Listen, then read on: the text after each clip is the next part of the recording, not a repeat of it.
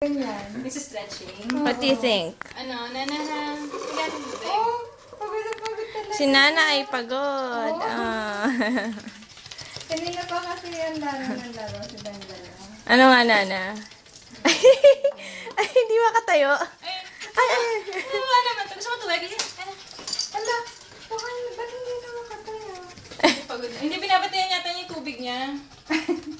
Kung Nana, possessive ka. Sige no. Possessive.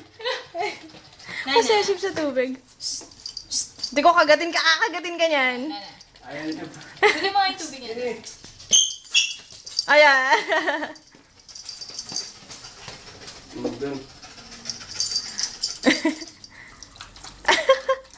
Talagang binabalikan niya yung tubig niya. Weirdo.